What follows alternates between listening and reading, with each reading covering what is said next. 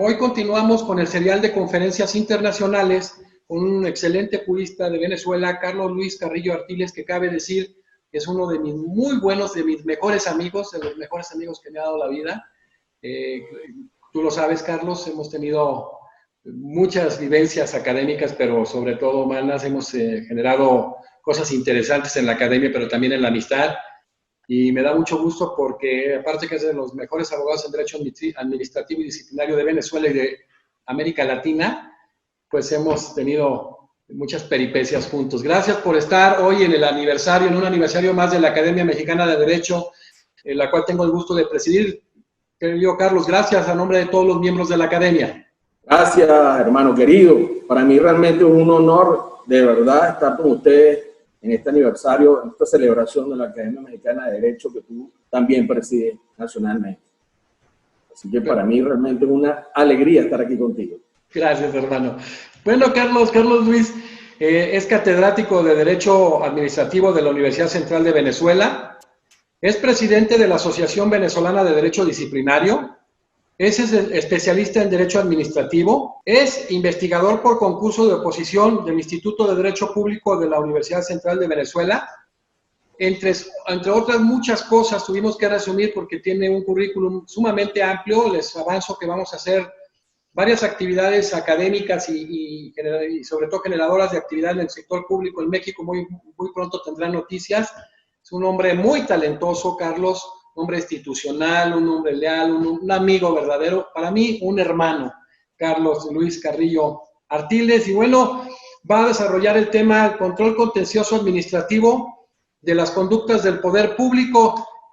Carlos Luis, pues toda la gente está ávida de escucharte. Han estado y desfilado por aquí juristas de muy alta talla como lo eres tú, Néstor Caferato, no quiero dar nombres, Hernán Olano, Dariel Rafecas, o sea, gente muy brillante, Sergio Díaz, muchísimos, y seguirán desfilando. Entonces, pues vamos a empezar. ¿Cuáles serían las características que definen y precisamente hacen diferente al control contencioso administrativo de las otras competencias de control judicial, Carlos Luis? Bueno, evidentemente que lo primero es que el control contencioso administrativo de las conductas del poder público realmente es una garantía contra el absolutismo. Es una garantía porque somete a todo el universo de conductas de la administración pública, tanto orgánicamente como funcionalmente hablando dentro del Estado, a la idea del control de la legalidad de sus actos, ¿no? Y la legalidad no solamente objetiva del acto, sino también desde el punto de vista subjetivo, con posibilidad de reclamaciones personales o particulares. Esto es importante porque la profundidad que nos permite revisar para lograr una tutela efectiva de protección frente a esas conductas que pueden generar algún tipo de ablación o afectación a la esfera jurídica de los particulares. Fíjate que esta particularidad del contencioso administrativo es que realmente tiene un fin dual, el ejercicio de ese control jurisdiccional, porque por un lado es el fin justicial que tiene evidentemente todos los jueces, pero aquí hay un fin de control de otra rama del poder público que es la administración, repito, tanto orgánica como funcionalmente cuando se digrega en todo el elenco de figuras del poder público. ¿Qué es lo que pasa con esto? Que, bueno, cuando revisamos, realmente es un ejercicio de decir el derecho, es decir, de controlar jurisdiccionalmente, evidentemente, esa conducta. Pero fíjense que en el derecho comparado hay modelos diferentes, hay modelos de endocontrol de esas conductas dentro del mismo órgano. Es decir, el caso francés, por ejemplo, que el Consejo de Estado está dentro del mismo diseño del Ejecutivo, por el celo al gobierno de los jueces, por el celo a que otra rama del poder público pueda distorsionar lo que haga la administración. Bueno, los franceses lo tienen muy marcado porque también el control, por ejemplo, de las leyes es un control parlamentario, un órgano particular que es el Consejo Constitucional Parlamentario. Pero en el caso de Latinoamérica, nosotros no tenemos esa radicalización de la separación de las ramas del poder público. Existen unas actividades asignadas constitucionalmente que son típicas y propias, pero hay esa colaboración entre ramas y nosotros no tenemos ese celo tan marcado. Por eso hemos, además de tener ese carácter jurisdiccional del contencioso administrativo, lo hemos judicializado. Ahora, esa judicialización del contencioso administrativo en América Latina es diferente, porque es un control extrínseco, no es endógeno, y ese control, al ser judicializado, bueno, le permite al juez, ahora sí, revisar ya esas conductas de la administración. Eso en algunas ocasiones genera una organicidad especial en Latinoamérica y en algunas otras, dependiendo de las estructuras, esa tendencia en América Latina ha sido específicamente a darle órganos especializados, a tribunales especializados de control contencioso administrativo, y solo por excepción en algunas latitudes, por ejemplo el caso de Argentina, el caso de Brasil y en algunas particularidades el caso de Chile, realmente no hay tribunales especiales contenciosos administrativos. Sin embargo, hay control contencioso administrativo diseminado. Eso obedece un poco a una especie de influencia del sistema judicial norteamericano, del Judicial Review, pero en el caso particular de Argentina, repito, de Brasil y de Chile, aunque Chile tiene unos tribunales contenciosos especiales en materia ambiental. La mayoría de los otros países en Latinoamérica sí han ido generando un fuero especial de juzgamiento, ya sea en los tribunales supremos, en la Corte Suprema, en el Consejo de Estado, que le dan una particularidad al control contencioso administrativo. Entonces, para resumir en esta primera parte, el juez contencioso da justicia porque se accede por unos accionantes que buscan una pretensión, una aspiración procesal a controlar la ilegalidad de esa conducta frente a su posible afectación, invocando siempre ese gravamen, pero el juez además en el fondo está controlando a otra rama del poder público, un control que se da obviamente normalmente por traslado constitucional, pero que después está reflejado en una codificación de una ley especial, por lo general en América Latina es así. Esto, si lo revisamos un poco, esto tiene un alto reconocimiento en distintos países en distintos momentos. Esto Paraguay lo tiene en 1935, Panamá lo tiene en 1943, República Dominicana en 1947. En el caso venezolano hay disposiciones que tenían acciones de control contencioso administrativo de naturaleza colonial, como lo tenemos casi todos en Latinoamérica, pero después en el año 1961 se constitucionalizó la idea de un contencioso administrativo como una jurisdicción especial de control de las conductas del Estado. Esta jurisdicción no es que estoy planteándolo de la idea de una fractura de la idea del concepto de la potestad jurisdiccional, sino como una competencia especializada entregada a unos órganos especializados, que realmente eso estuvo en el 61, en el artículo 206, pero después, mucho tiempo después, en el año 76, donde hay una ley, la Ley Orgánica de la Corte Suprema, donde se instaura entonces una organicidad temporal entre, en aquel momento, la Corte Suprema, la Sala Político, y después otros órganos del contencioso administrativo para controlar las conductas del poder público. Ahora, recientemente, en el año 2010, es que finalmente tenemos, después de casi 49 años, desde esa consagración constitucional del 61 y después de la nueva constitución del 99, es que tenemos realmente, finalmente, una ley especial, la Ley Orgánica de la Jurisdicción Contencioso Administrativa, que permite algunas acciones con una particularidad, una ley un poco deficiente, pero que, bueno, ha traído unos elementos de discusión en Venezuela, aún bajo esta situación dramática que tenemos de problemas de institucionalidad. Eso es desde el punto de vista latinoamericano, cosas que han sucedido naturalmente en relación a la codificación llevada ahora en el ámbito de las leyes para establecer particularidades del contencioso administrativo. Pero la idea es que, como esta conferencia obviamente va a ser transversal para distintos países, quizás podemos discutir cosas que sí son realmente interesantes desde el punto de vista de lo que he planteado. Fíjense que les he dicho es el sometimiento a la administración de las conductas, y he sido muy incisivo con la idea de las conductas y no hablar del acto. Los administrativistas, por lo general, siempre nos acusan de tener una visión epicéntrica de túnel, totalmente ciega, solo del derecho administrativo a partir del acto, cuando hay una cantidad de cosas que son realmente mucho más importantes o igual de importantes que el acto, como es el procedimiento, las potestades de la administración, las realidades del control de la conducta, es decir, no vas a hablar solo del acto. Entonces, por lo general, siempre se habla de la universalidad del control de los actos que son sometidos al contencioso administrativo. Realmente yo creo que lo interesante aquí es hablar de las conductas, porque las conductas van a ser evidentemente el objeto de impugnación que puede ser llevado, sin lugar a dudas, al control, en este caso jurisdiccional, pero judicializado. El juez va a venir a controlar todo el universo de conducta. Entonces aquí estamos hablando de una cosa distinta. Estamos hablando no solamente del acto administrativo, que es aquel que se produce luego del procedimiento, una manifestación unilateral acabada de voluntad de la administración, que constituye, modifica o genera un estatus jurídico persistente o que genera a partir de esa situación, pero lo determinante aquí es que también la no actividad de la administración es controlada, las actividades de administración materiales también son, las conductas materiales de la administración son controlables, las vías de hecho, la actividad de facto antijurídica que irrumpe por la administración también es controlable, los contratos administrativos son controlables, las controversias, la falla del servicio público, la errónea prestación con la inexistencia de prestación del servicio público. Entonces vemos que el elenco de objetos de impugnación, objetos de control, absolutamente se ha ampliado. Ese es un fenómeno progresivo que se ha generado en el contencioso administrativo y que es interesante.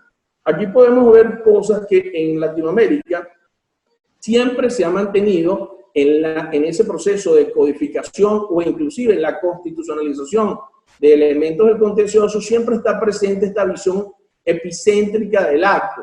Cuando uno revise la Constitución colombiana, se va a dar cuenta que en el artículo 236, 237, 238, particularmente en el 238, se habla de la existencia del Consejo de Estado que va a controlar, evidentemente, una cantidad de conductas de la administración, pero siempre finalmente terminan dándole mayor reverencia a la idea de la potestad anulatoria que tiene sobre actos. Cuando uno revisa la Constitución del Perú, también se va a dar cuenta que siempre termina planteando la idea de la acción que va a permitir el control contencioso administrativo de las resoluciones administrativas que causan Estado. Es decir, todo el mundo habla de el acto como objeto de impugnación. Cuando revisamos la ley mexicana, el caso de la ley federal de procedimientos contencioso administrativo, se da uno cuenta también que todo está construido a partir de la idea de hablar del acto, de la resolución administrativa como objeto de impugnación. Entonces, es importante que los juristas nos demos cuenta y después trasladar los que somos docentes esto a la comunidad jurídica y que después sea evidentemente claro que hay que cambiar la nomenclatura del lenguaje y hablar del control de las conductas para que no solamente sea el acto, sino que eso también se refleje también en las normas como tal. Esto ha sido un elemento interesante porque permite entonces un elenco de pretensiones diferentes, pero también hemos visto que se ha ampliado el concepto de la administración como sujeto que está sometido al proceso contencioso administrativo.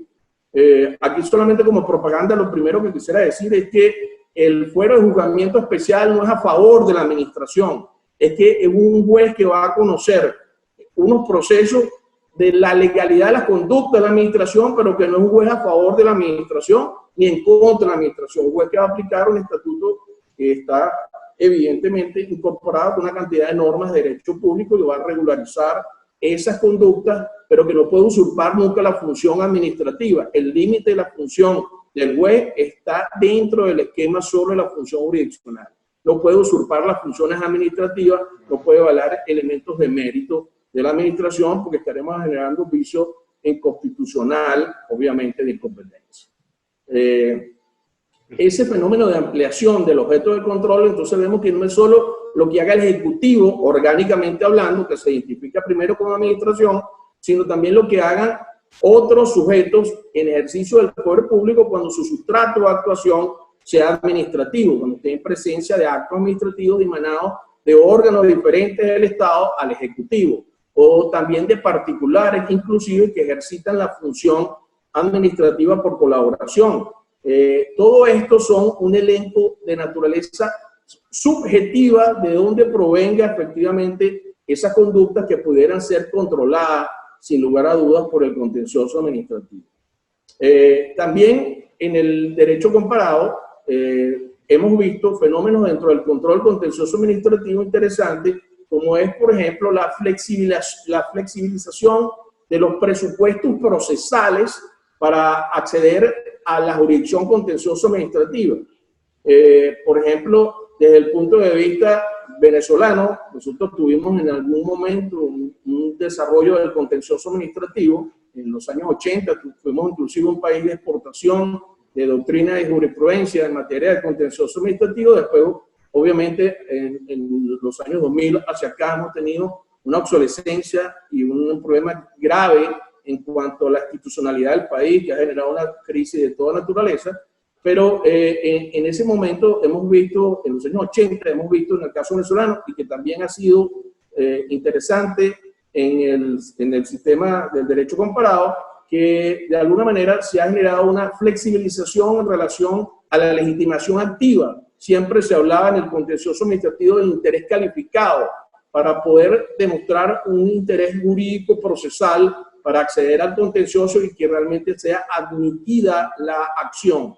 Ese interés calificado era que fuera directamente afectado, que el ordenamiento jurídico se lo reconociera como legítimo, pero además que buscara una resulta personal para sí mismo, el accionante, en la búsqueda de la tutela, en este caso judicial, efectiva de protección de las situaciones jurídicas protegidas. Eso se ha flexibilizado a la idea del interés actual, sin que esté presente la actualidad del interés como un presupuesto procesal, como inclusive una ampliación, una implosión a la idea de intereses distintos, como el interés difuso, como el interés calificado, ya no exigido individualmente, sino que un representante del colectivo se aduce, en el caso de los intereses colectivos, sí aduce que él pertenece a un grupo y que él busca la resulta del juicio no solo para sí, sino para ese grupo que representa. En el caso del interés difuso, como ya me adelanté un poco, no hay una relación de identidad con un colectivo, sino que el que acciona simplemente invoca la protección para él y para una cantidad de sujetos que están en la misma intensidad de representación, pero no se sabe ni siquiera quiénes son. Bueno, todo este fenómeno de expansión de legitimación activa ha sido un crecimiento del contencioso administrativo que hemos visto poco a poco que se ha ido desarrollando. Con relación a eso también ha habido una idea también de flexibilizar como presupuesto procesal la rigidez de la idea de el haber agotado la vía administrativa previamente para poder accesar al contencioso. En Venezuela sucedió una discusión de los años 90 en el cual parecía que ir a la vía administrativa, como casi toda Latinoamérica nos copiamos de alguna manera la ley de procedimiento administrativo española del 58, y que después eso en España cambió la ley de procedimiento administrativo en el año 2000, pero nosotros casi toda la influencia de Argentina, evidentemente, de todos los países que de alguna manera tuvimos esa influencia de española de procedimientos administrativos, bueno, efectivamente teníamos el agotamiento de la vía administrativa como un presupuesto procesal, so pena de la inadmisión, inadmisibilidad o inaccesibilidad al proceso, porque tenía que agotarse primero la vía administrativa. Eso en Venezuela, la gran discusión que se planteó de alguna manera fue que eso era una pérdida de tiempo, porque la administración se resistía a admitir argumentos de contrariedad de derecho del acto. Yo creo que hay un fenómeno que siempre le digo a mis alumnos, en que pareciera que por errónea formación de los servidores públicos, ellos asumen que el acto administrativo es una especie de hijo de ellos y lo defienden a ultranza, inclusive en los ejercicios de reconsideración o reposición. Y resulta que cuando eso sube el jerárquico, que se supone que es el más sapiente, y va a revisar la actuación de su subordinado, de su dependiente, resulta que él cree que el acto es su nieto.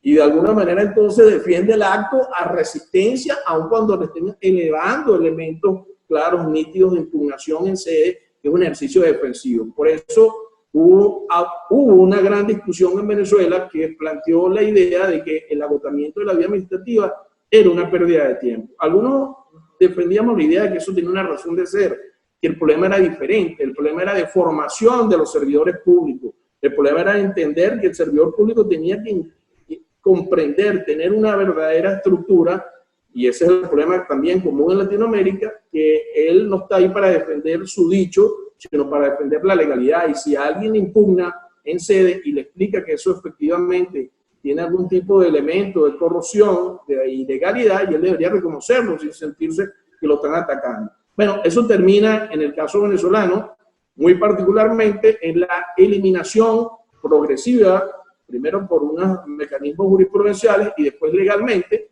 del requisito de haber agotado la vía administrativa como un elemento para acceder al contencioso administrativo.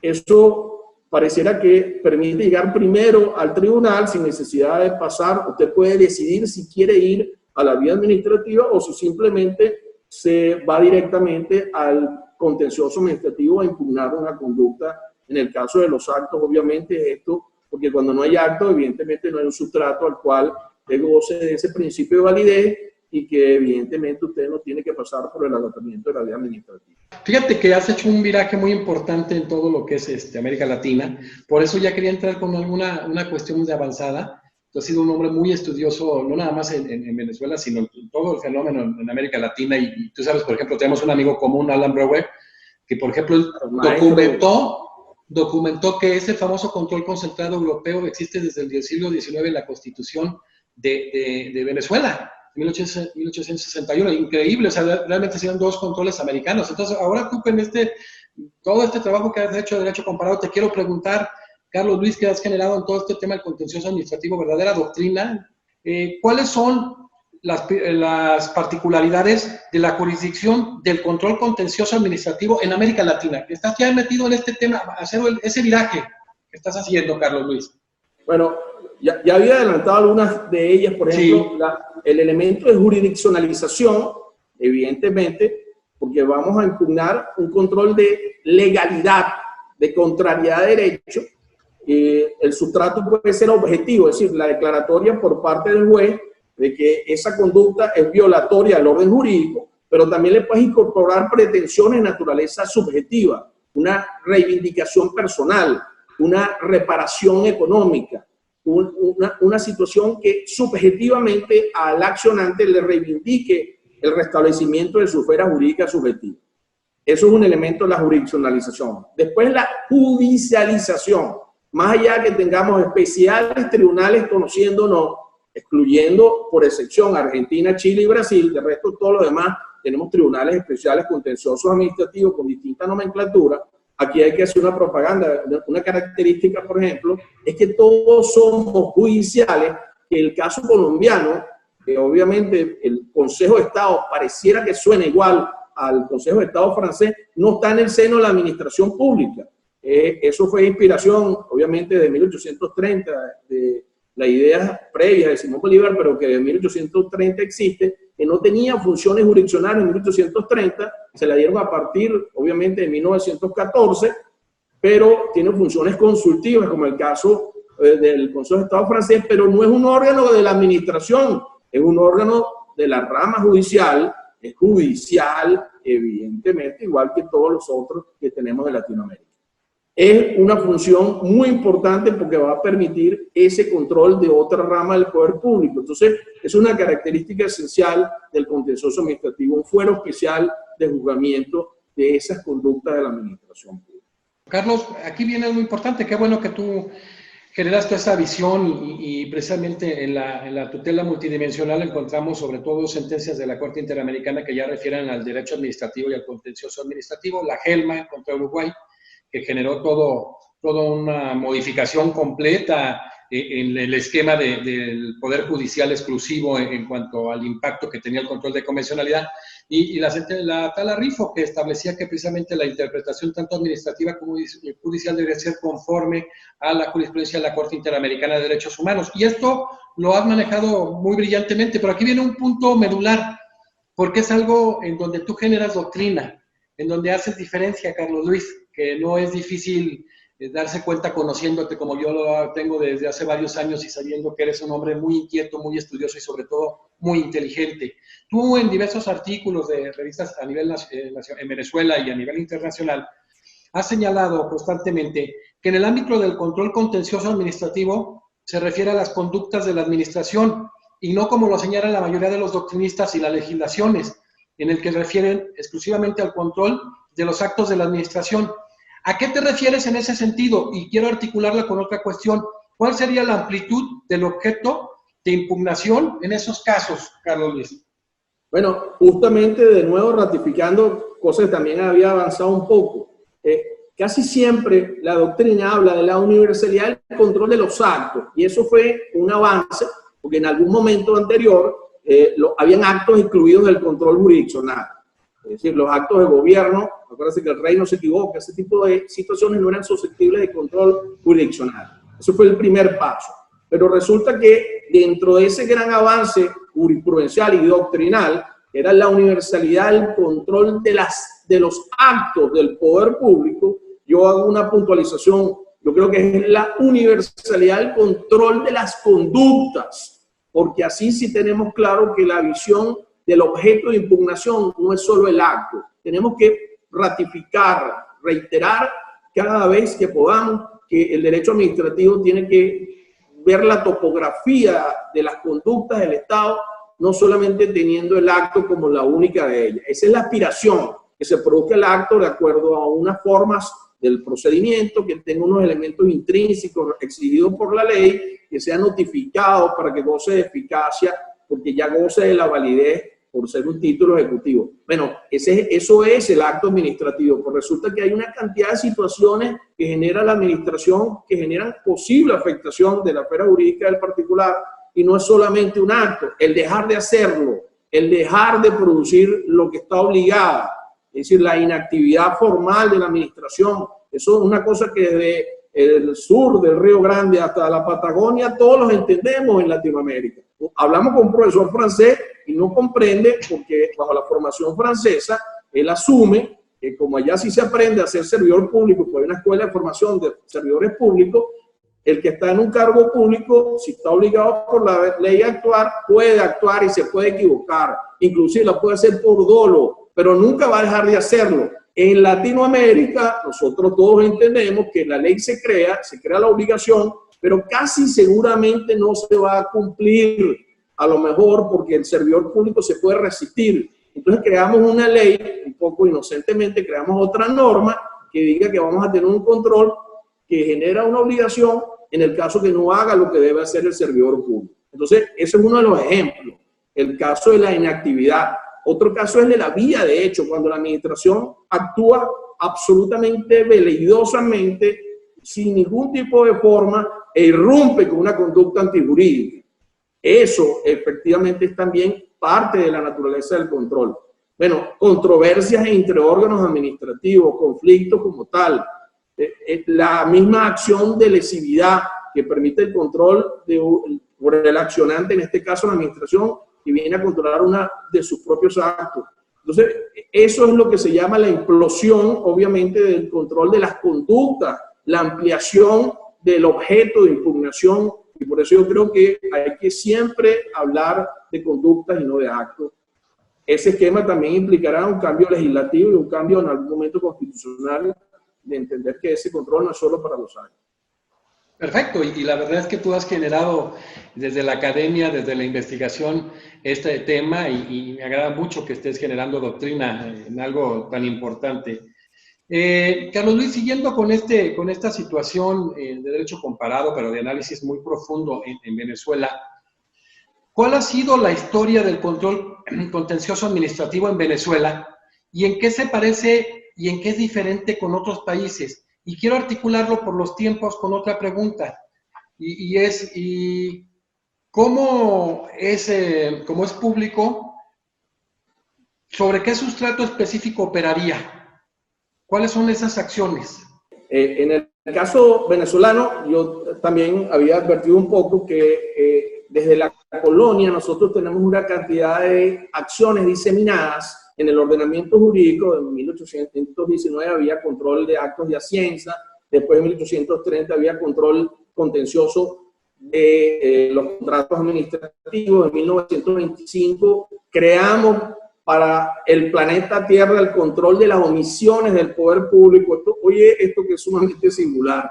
Venezuela fue el primer país del planeta Tierra que creó una norma de control de las omisiones de las autoridades del poder público. en la Ley Orgánica de la Corte Federal y de Casación de 1925. Obviamente se creó en 1925, pero no tuvo desarrollo porque los abogados no la presentaron como pretensión procesal, sino en 1980. Y después hay figuras correlativas en el derecho comparado también parecidas a esta, pero el right of mandamus en Estados Unidos, en Colombia la acción de cumplimiento, eso después ha sido reconocido inclusive por la Comunidad Económica Europea, tiene una acción especial de energía atómica del carbón, bueno, pero en el caso venezolano todo eso eran acciones diseminadas.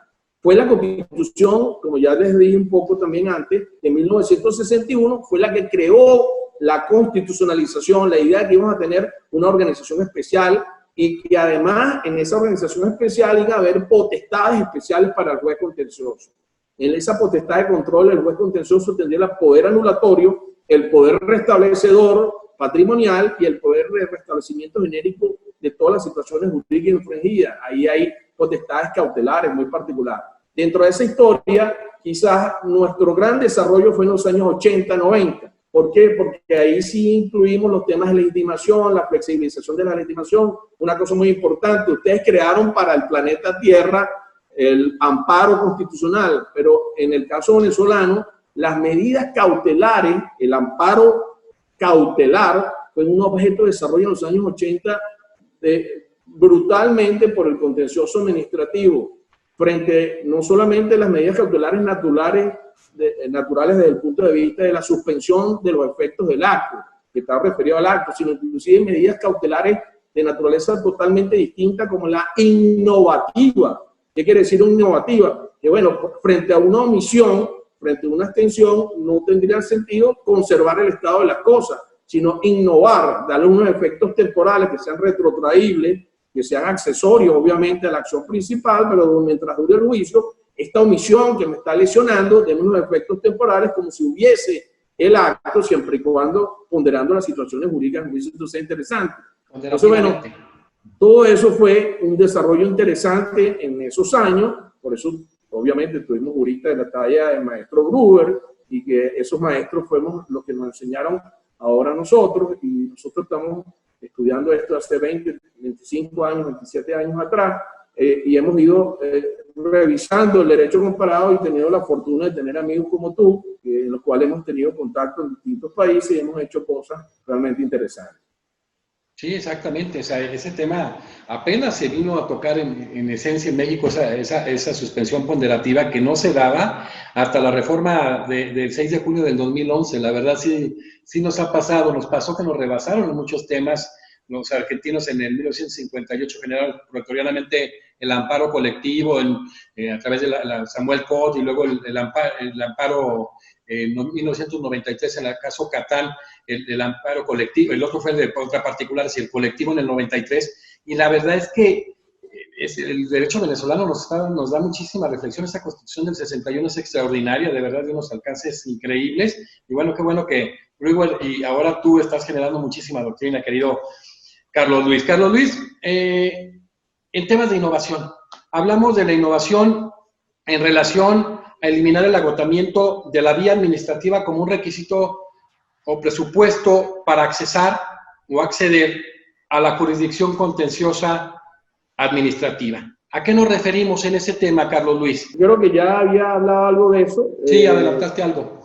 Creo que efectivamente siempre se ha exigido, siguiendo el esquema, obviamente, de las leyes de procedimiento administrativo españolas, obviamente eso fue un proceso de codificación latinoamericana. El primer país de Latinoamérica que tuvo una norma de procedimiento fue Perú, pero no una ley, sino un reglamento. Después tuvo Argentina, que sí tuvo una ley, y después de ahí sí tuvimos todas leyes.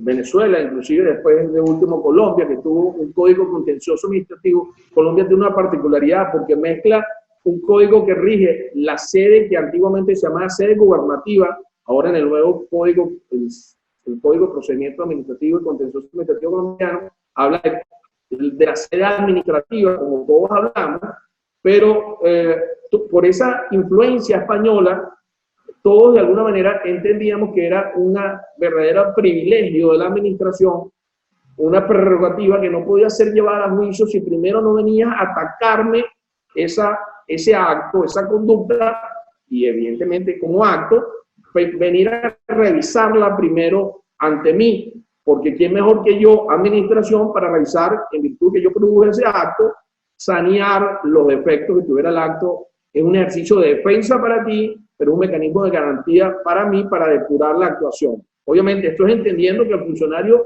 comprende nítidamente cuáles son sus responsabilidades y está bien formado. Eso después se complementaba en las leyes procesales del contencioso administrativo, que se establecía que era un presupuesto procesal, lo que se repetía normalmente en la ley de procedimiento, pero además se generaba un requisito de acceso, so pena de que el incumplimiento de esa carga procesal iba a generar, evidentemente, la inadmisibilidad o inadmisión, como dicen en algunas otras latitudes, de la posibilidad de llevar esa pretensión dentro de la acción al proceso contencioso administrativo.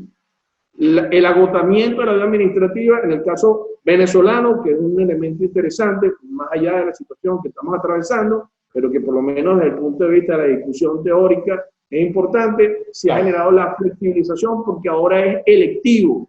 Tú puedes escoger si vas a la vía administrativa o si vas directamente a la vía jurisdiccional. Eso no era nuevo en Venezuela. Las leyes de naturaleza tributaria permitían perfectamente ejercer o el recurso o irse directamente a la acción. Ahora es norma general, en el caso venezolano eso. Sin embargo, las otras latitudes siguen manteniendo el requisito del agotamiento.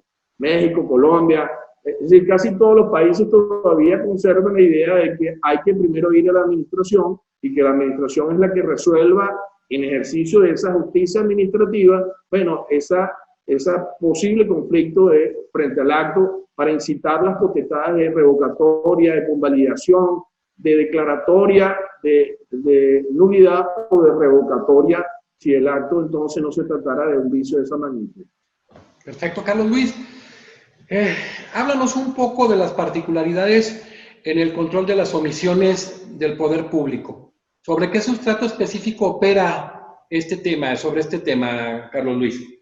En el caso de las omisiones, fíjate que varias veces también he aludido a esto, pero es importantísimo lo que me estás planteando, porque naturalmente una de las cosas que me preocupaba de que estaba en pregrado y después en los estudios de posgrado y después donde puse después en el doctorado, siempre era por qué el servidor público se siente cómodo en su actuar y en su no actuar inclusive. Se siente que cree estar amparado por una especie de presunción de legalidad hasta cuando él deja de hacer las cosas. Y eso es absolutamente errado. Es importante entender que la presunción de legalidad de la administración solo está sobre sus actos, cuando vienen de un procedimiento y gozan de unos requisitos. Eso es la presunción de licitud de los actos. Pero la administración pública no está amparada en la presunción de legalidad hasta de lo que deje de hacer, hasta de las inactividades. Entonces el servidor público debe entender que eso, apego a derecho de su conducta, su pena de responsabilidad individual es importante. El objeto real de impugnación de la inactividad es cuando tú solicitas a la administración el cumplimiento de una obligación que está prevista mediante el ejercicio de una petición. La administración regularmente tiene una temporalidad para producir la respuesta y que efectivamente al no generar la respuesta hay una mora administrativa. La mora administrativa va a desencadenar la idea de que tú tienes legitimación para accionar frente a esa conducta lesiva. Es importante que entendamos que la legitimación surge cuando yo pido, tengo el derecho establecido en la norma a que me den la respuesta, la administración conoce, pero supera el lapso para decidir. Cuando la administración incurre en mora, en ese instante es que surge mi legitimación activa. No es un proceso ideal del particular de entender que él está subsumido en un supuesto de una norma y que él puede ir directamente a un tribunal a exigir el cumplimiento de una conducta si él no ha instado a la administración a que actúe. Es cuando la ha instado y ella dentro de su temporalidad no da cabida a esa respuesta debida. Esa respuesta debida, dependiendo, en el caso venezolano, como la acción de carencia del caso venezolano, acción, abstención o omisión que te planteé en 1925, eso tiene que tener un fundamento en una norma de rango legal o sublegal, la obligación de la administración de actuar, que en base a esa administración y a esa norma es que tú le estás exigiendo esa respuesta efectiva. Eso daría lugar a la acción por abstención, que es una acción de naturaleza condenatoria. El juez contencioso administrativo, si verifica que tú tenías el derecho a obtener algo que pediste y cumpliste los requisitos y la administración supera la temporalidad y no te lo da, puede condenar a la administración a que entregue el acto a la cual estaba obligado.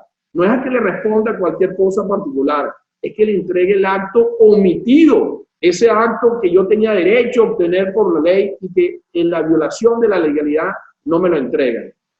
Eso, en el caso venezolano, se daba solo frente a una obligación preestablecida en una norma de rango legal o sublegal. En el caso de solicitudes que no tengamos claramente nítido que nos van a entregar como respuesta, teníamos la figura de la acción de amparo frente a la omisión de conductas del poder público.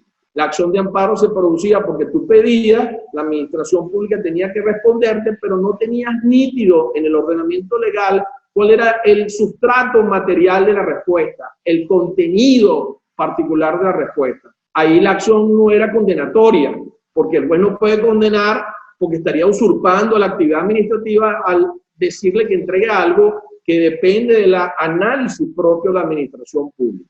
Entonces ahí la acción era restablecedora y el juez lo que se volteaba frente a la administración, el juez constitucional, en el caso venezolano, obviamente pues era una acción de amparo por violación, obviamente, del derecho de petición y en este caso de respuesta oportuna y adecuada, efectivamente, en este supuesto es que daba lugar a esta acción de restablecimiento donde el juez le iba a decir a la administración, respóndale. Pero la acción de carencia, que es totalmente distinta, es una acción condenatoria porque el juez al verificar la infracción del ordenamiento jurídico por la inactividad y la mora y verificado el cumplimiento de los requisitos, le va a decir, entréguele ese acto al cual él tiene derecho a obtener. Si usted no se lo entrega, inclusive esta sentencia para su ejecución tiene la posibilidad de ser subsidiaria o sustitutiva de adelante. Esto es interesante para el derecho comparado. Creo que es la única figura nítida en la cual el juez puede sustituirse lícitamente la administración, porque el juez ahí no tiene el peligro de usurpar la función administrativa. El juez realmente es la misma norma, el rango legal, él está restableciendo la legalidad, condenando a la entrega de ese acto que expresamente la ley obligaba a ser entregado. Por lo tanto, ahí sí la sentencia puede sustituirse en la conducta de la administración como un mecanismo de ejecución de la sentencia. Es el único caso, creo que nítidamente, en el cual el juez puede, contencioso administrativo, decir, si tú no le entregas esto, que yo te lo estoy ordenando, se lo entregues en un plazo perentorio, bueno, la sentencia hará las veces el acto omitido, liberando entonces al particular de ese drama de esperar hasta que en algún momento la administración le responda. O sea, esto que te estoy contando, que en Venezuela fue objeto de estudio y de profundidad en los años 80, 90 y 2000, ha sido absolutamente distorsionado por el Tribunal, en este caso Supremo de Justicia venezolano, en la Sala Constitucional, que en el año 2004 dictaron una sentencia donde hicieron un ejercicio de contorsión y dijeron que no hay amparo por omisión de respuesta, sino que todo eso es objeto de la acción de carencia. Y ahora los jueces contenciosos administrativos no entienden bien lo que es la acción de carencia. La acción de carencia, repito, va a darte la posibilidad de reclamar el acto específico que tiene la legislación o que tiene las normas sublegales nítidas como una obligación específica de la administración pública.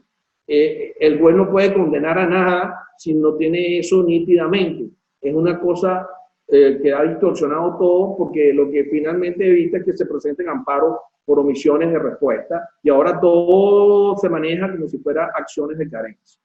Es interesante aquí una cosa en el derecho comparado. En el caso colombiano, Los colombianos tienen desde el año 91, bueno, en la norma constitucional, insertaron lo que se llama la acción de cumplimiento. Ellos catalogan esa como una acción constitucional, pero realmente es una acción que tiene base en la Constitución, pero es una acción contenciosa administrativa. Es decir, su cimiento en la Constitución no quiere decir que sea una acción de control constitucional. La acción de cumplimiento realmente después tiene un desarrollo legal y la van a manejarse evidentemente con una pretensión en la cual inclusive los actos administrativos, finalmente, cuando no se ejecuten por el principio y la obligación de la potestad de ejecutar sus propios actos de administración, el particular puede exigir el cumplimiento de ese acto, una especie de acción de carencia por la inactividad de la administración de realizar materialmente alguna conducta. Dramáticamente y dolorosamente, igual que toda Latinoamérica, lo más delicado, creo que con mucho respeto, esta observación que voy a hacer es que finalmente le eliminaron las posibilidades de reclamaciones patrimoniales. Es decir, en el caso de la acción de cumplimiento, ese plus que podía ser agregarle una reclamación subjetiva se ha eliminado como tal. Entonces solamente se establece si efectivamente en el ámbito presupuestario estaba previsto esa situación. Bueno, esos son quizás los elementos y rasgos característicos de esa pretensión especial, que es el control de una omisión, de una conducta omisiva. Hay varios países que están persiguiendo ¿Esta acción de carencia viene contenida desde la Constitución del 61? No, en el caso venezolano la creamos por primera vez en el 1925 en la Ley Orgánica de la Corte Federal. Directamente en una ley. Sí, la ley que regía el máximo tribunal en aquel momento. Esas normas de los máximos tribunales, en el caso de la Corte Suprema y ahora del Tribunal Supremo, siempre habían previsto esa disposición de control de las omisiones de las autoridades. Autoridades federales, Venezuela es un estado federal muy singular, es un estado federal que le han ido amputando las piernas, los brazos, los ojos y las orejas, sin un tronquito viviente que es la federación, pero frente a autoridades federales hay un ejercicio de control y frente a autoridades estatales y municipales, inclusive también frente a cualquier autoridad pública de naturaleza administrativa o de naturaleza en el cual esté obligado por una ley, tú puedes exigirle a un juez que verificado el cumplimiento de esa petición, del cumplimiento de los requisitos y de efectivamente haber transcurrido la oportunidad para resolver y que no se respondió adecuadamente, tú tienes la posibilidad de exigir la condenatoria, es que el juez ordene que se te entregue a lo que tienes derecho a obtener, restableciendo la ilegalidad y obviamente subsanando esa situación perfectamente. Para eso es el contencioso administrativo. Fíjate que dentro de la magistratura constitucional es una tristeza porque de las salas constitucionales que hay en América Latina era paradigmática la venezolana, muy buena también, excelente la costarricense y la paraguaya. Y bueno, me tocó la suerte que alguna sentencia constitucional refirieron algún artículo del servidor ahí en el tema de amparo contra particulares que hicimos con Brewer. Y vaya lo que ha quedado, ¿no? Pero qué bueno que subsistan optimistas como tú. Y bueno, nos quedan 10 minutos para dos cuestiones muy importantes, porque no quiero dejarlas pasar y aprovechando que estás aquí, Carlos Luis. Ya nos hablaste de las particularidades en el control de las omisiones del poder público, sobre el sustrato que operaría. ¿Cuáles serían entonces las acciones en el derecho comparado que las define? ¿Cuándo surge la legitimación, Carlos Luis? En el caso de las omisiones, particularmente. Bueno, no, en el caso en general. Bueno, la legitimación activa, en el caso venezolano se ha reorbitado el interés actual, que sea presente en el momento de la acción, que tú tengas un interés jurídico particular sobre ese proceso.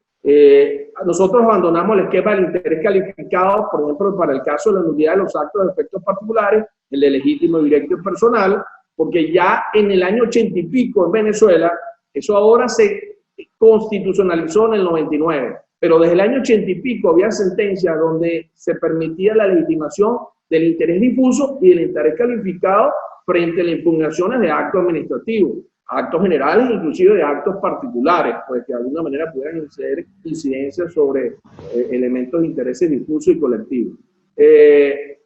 Yo hablé ya un poco de, creo que ya fui absolutamente claro en relación a la legitimación en el caso de las omisiones.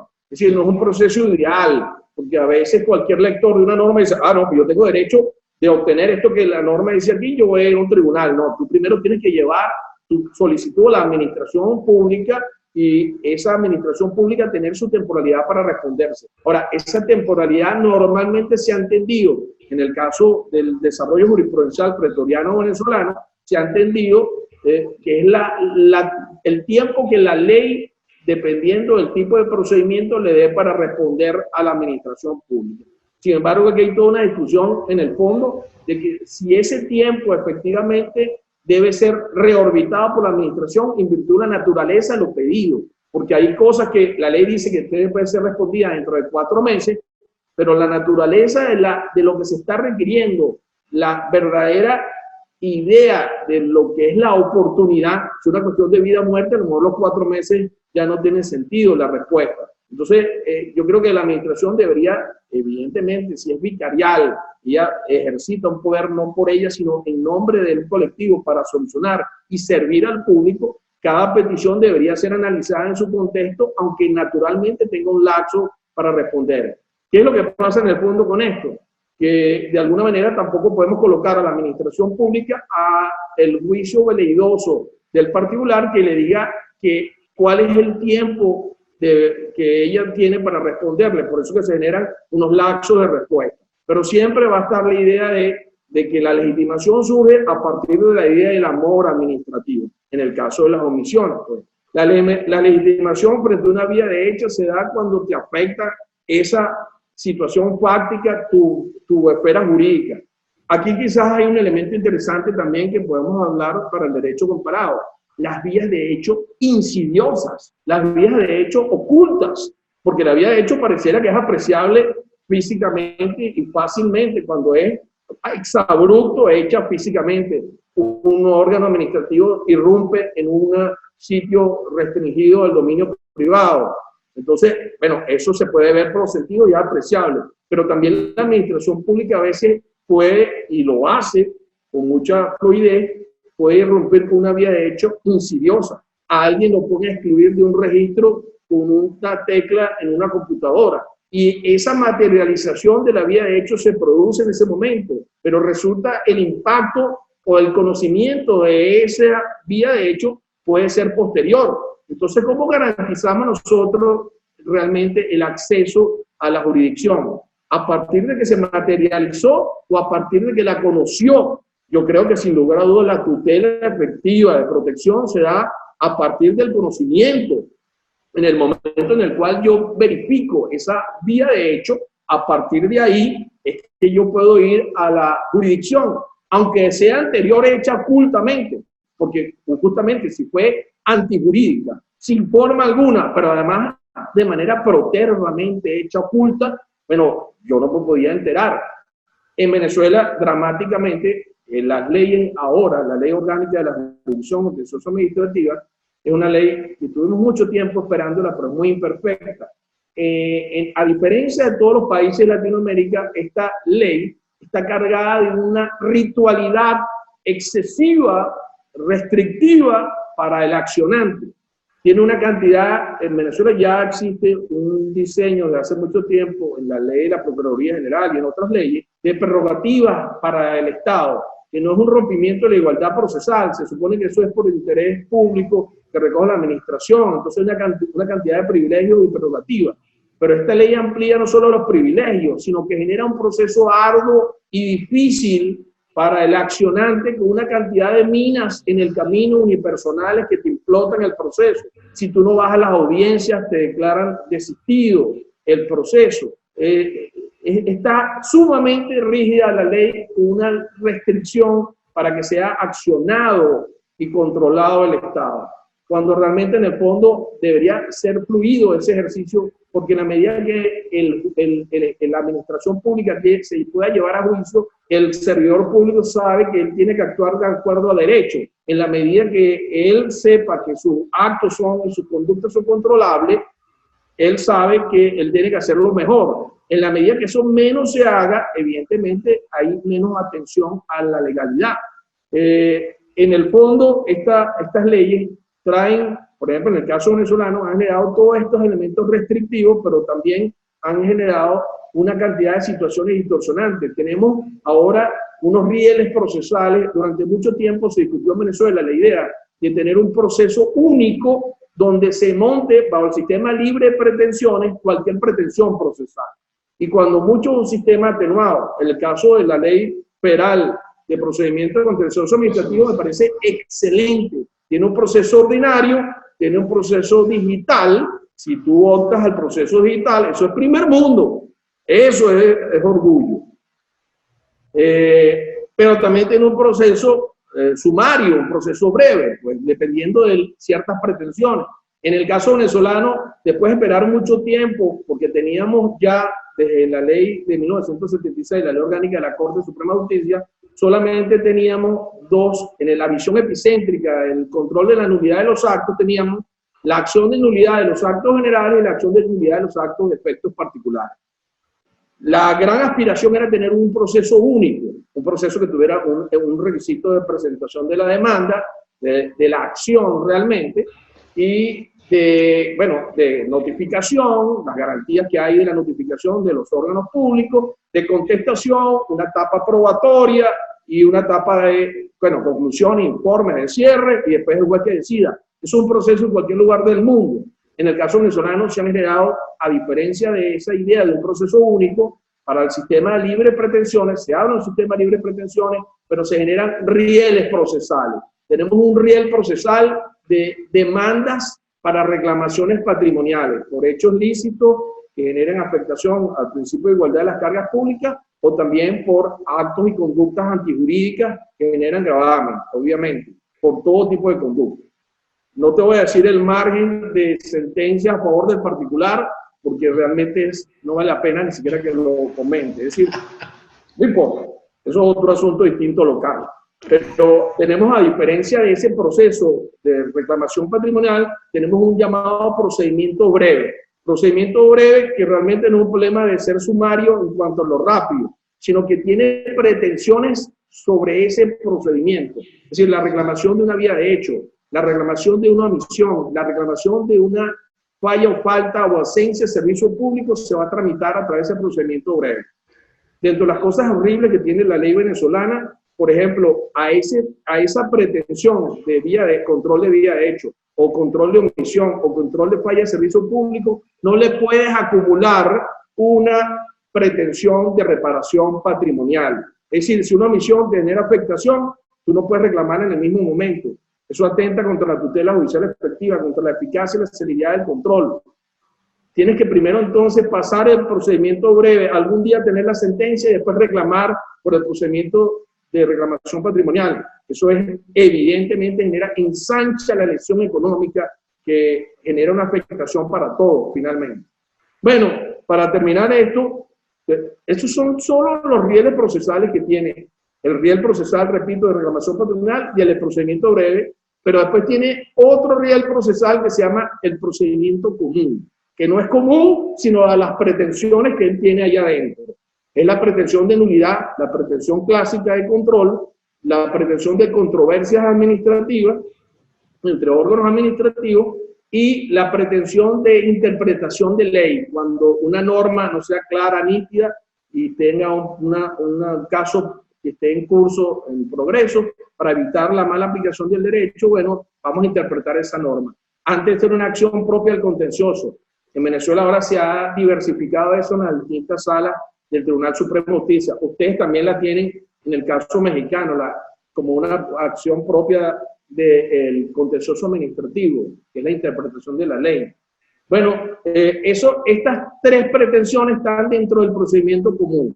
Pero todo esto que te estoy explicando después implota porque la misma ley, en su disposición primera, dice, pero es que si hay leyes especiales que tengan procesos especiales contenciosos para esas conductas, para esos actos especiales, esas leyes especiales, esos procesos de las leyes especiales van a tener aplicación preferente sobre estas rieles procesales. Entonces en Venezuela hay distintos rieles procesales para impugnar distintas conductas del poder público. Finalmente, todavía tenemos que aprender mucho Bueno, tenemos que pasar por un proceso de reorbitación, de restitucionalización, de aprendizaje y humildad, que todavía creo que queda un camino por recorrer para que algún día, cuando de nuevo haya ejercicio de rectificación y de democracia en una cantidad de cosas, bueno, a partir de ahí, el primer atención es darle autonomía, darle la independencia de vida en la rama judicial y el fortalecimiento de las conductas naturales de control, del control constitucional, que tú también conoces tanto, que hemos hablado de eso en distintas latitudes y que tú eres un maestro en eso, y de control contencioso administrativo, que son las dos, si se quiere, elementos de fortaleza, de protección del particular frente a las posibles conductas de violación que puedan presentarse día a día. Bueno, pues es un gusto, aparte de disertar, cómo se genera la doctrina por parte de Carlos Luis Carrillo, un extraordinario jurista de lo mejor en el continente en derecho administrativo y en el tema del contencioso administrativo, cómo se parte de lo que es doctrinario, incluso normativo, de los actos de administración a los contenidos de la conducta del poder público. Entonces, hoy tuvimos con nosotros verdaderamente un gusto y un deleite escuchar a Carlos Luis Carrillo Artiles con el tema del control contencioso administrativo de las conductas del poder público.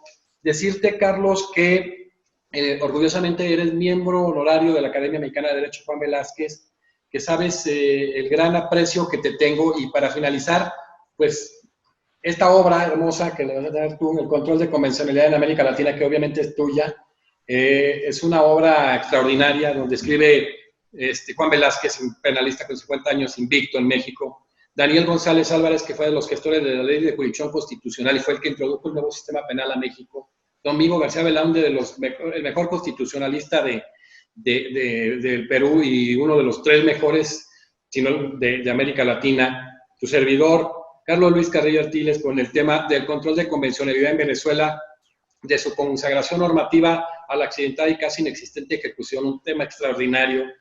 Y Carlos Manuel González, que está en la Corte de República Dominicana, Alan Vargas Lima, que es actualmente el mejor constitucionalista boliviano, Daniel Rafecas, el virtual y próximo Procurador General de la Nación en Argentina, y José Palomino Manchego, que actualmente es el director de la Universidad Mayor de San Marcos, uno de los muy buenos constitucionalistas. Esta obra maravillosa, que obviamente está ya por irse a Venezuela, pues gracias por participar en un colectivo de este tamaño y que tengamos en él juristas como tú, Carlos Luis. Sabes que no somos amigos, tú y yo somos realmente hermanos. Hay una empatía académica, pero una empatía de amigos fuera de serie, y tú sabes que te quiero muchísimo, Carlos Luis. Recíproco, tú sabes que realmente tengo afecto verdaderamente de hermano fraternal por ti y tu familia. La oportunidad que hemos tenido de compartir en distintas latitudes, la vez justamente esta institución que tú también presides, que lleva ese nombre, tú me permitiste en Acapulco inclusive tener contacto con ese eximio profesor. De verdad, yo te agradezco muchísimo todas las oportunidades. Una de estas es la del día de hoy, en la cual de verdad me da mucho orgullo, mucha alegría, y realmente es un honor para mí estar contigo el día de hoy. Un gran abrazo. Y pronto anunciaremos algunas actividades importantes que vamos a hacer en un equipo que integraremos entre ellos tú y yo, a efecto de asesoría a nivel gubernamental, ya lo platicaremos. Y bueno, pues nos despedimos hoy con esta extraordinaria conferencia con uno de los extraordinarios doctrinistas en América Latina, como un gran jurista, con un gran abogado, con un gran profesor, Carlos Luis Carrillo Artiles. Muchas gracias. Buenas noches.